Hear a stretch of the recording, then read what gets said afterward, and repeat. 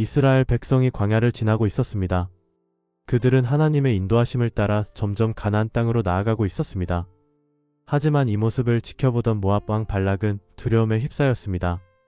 발락은 고민에 빠졌습니다. 전쟁을 걸기에는 상대가 너무 강했습니다. 직접 싸울 수 없다면 다른 방법을 찾아야 했습니다. 그래서 그는 이스라엘을 저주할 계획을 세웠습니다.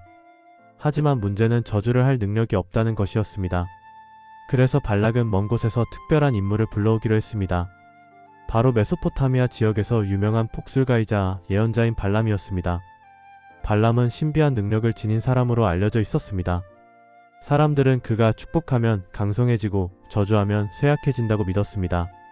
발락은 발람에게 사람을 보내 이렇게 요청했습니다. 이스라엘 백성이 너무 강하니 그들을 저주해 주시오. 그러면 우리 모압이 안전할 수 있을 것이오.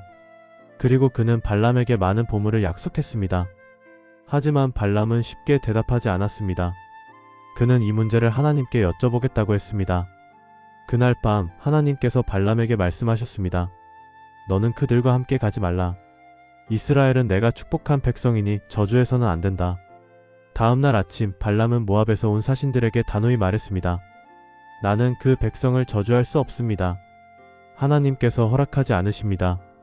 하지만 발락은 포기하지 않았습니다. 그는 더 많은 예물과 높은 지위를 약속하며 다시 사람을 보냈습니다.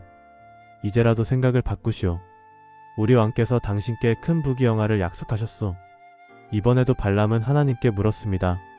그러자 하나님께서 말씀하셨습니다. 너는 그들과 함께 가라. 하지만 내가 내게 이르는 말만 전해야 한다. 그렇게 해서 발람은 모압 왕을 만나기 위해 길을 떠났습니다. 그런데 길을 가던 중 갑자기 그의 나귀가 멈춰 섰습니다. 아무리 몰아도 앞으로 나아가지 않았습니다. 발람은 화가 나서 나귀를 세게 때렸습니다. 하지만 나귀는 꿈쩍도 하지 않았습니다. 그때 놀라운 일이 일어났습니다.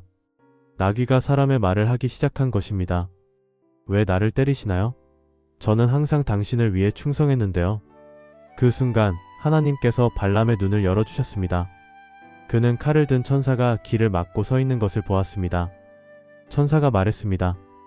내가 가는 길은 하나님 보시기에 옳지 않다. 하지만 이제 가거라.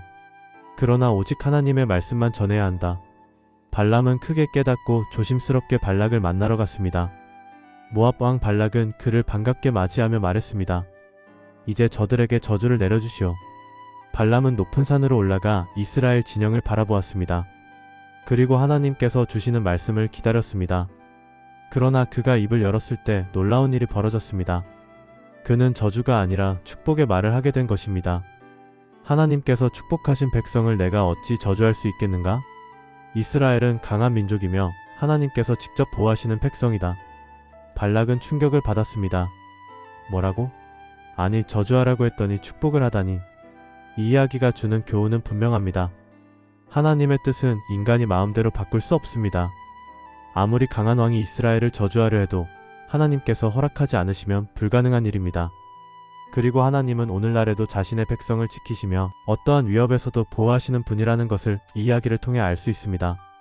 이스라엘을 향한 하나님의 계획은 어떤 장애물도 막을 수 없었습니다.